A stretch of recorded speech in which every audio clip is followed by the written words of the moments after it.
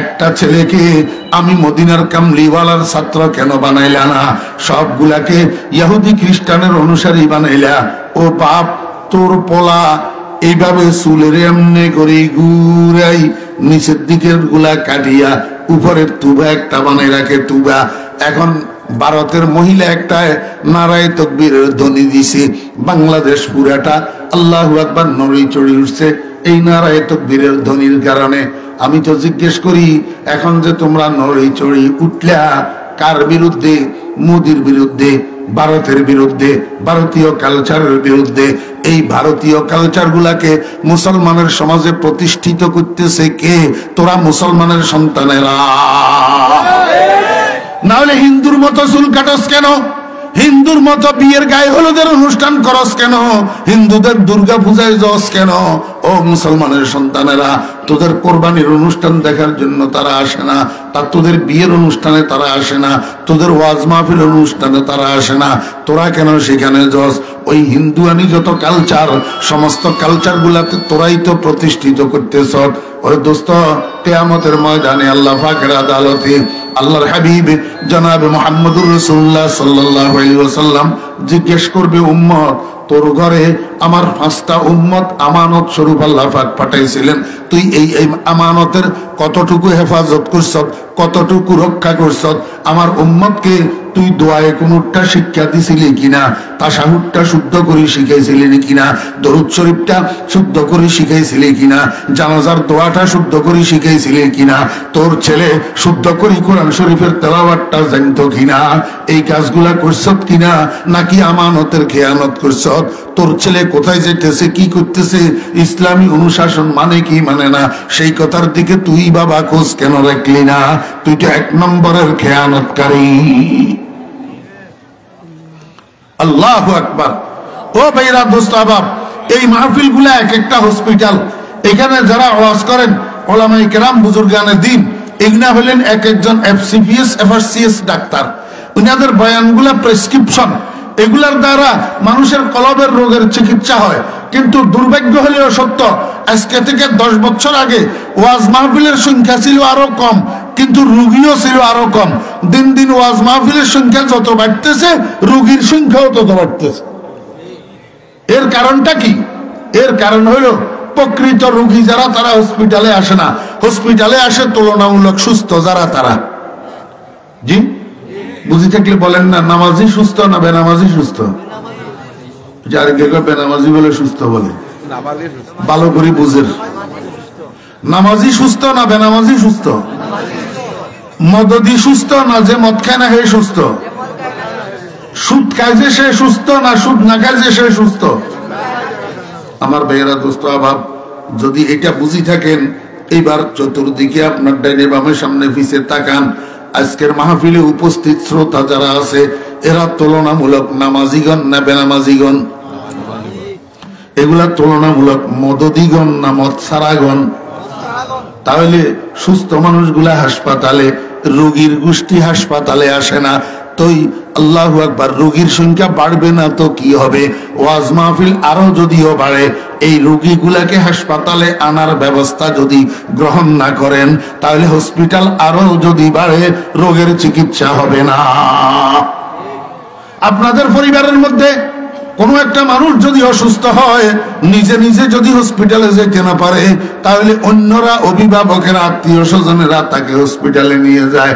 কিন্তু এই বেলায় আসলে, কলবের চিকিৎসার বেলায় আসলে, আল্লাহু আকবার, মদের চিকিৎসা, জুয়ার চিকিৎসা, সুদের চিকিৎসা, নামাজ না পড়ার চিকিৎসা, মিথ্যা বলার চিকিৎসা, খেয়ানত করার চিকিৎসা, এই চিকিৎসাগুলা যেই হাসপাতালে হয়, এই হাসপাতালে এই রোগীগুলাকে আনার কেউ উদ্যোগ নেয় না।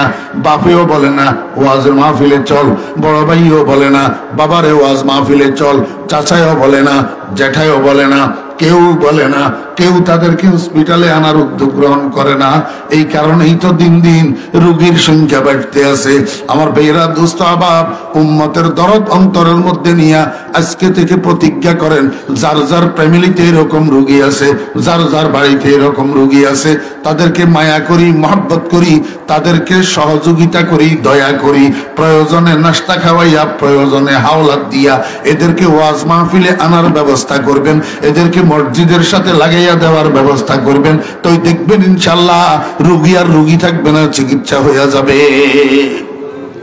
তবে কড়াকড়ি করবেন না, কড়াকড়ির দ্বারা মানুষ হেদায়েত হয় না, কড়াকড়ির দ্বারা দূরে সরে, কাছে আসে না।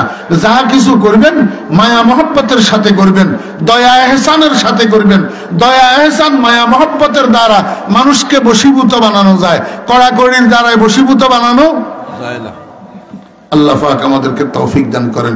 ওয়া আখিরু দাওয়ানা আনিল হামদুলিল্লাহি রাব্বিল আলামিন ওয়া সাল্লাল্লাহু তাআলা আলা খাইরি খালকিহি মুহাম্মাদিন ওয়া আলিহি ওয়া সাহবিহি আজমাইন।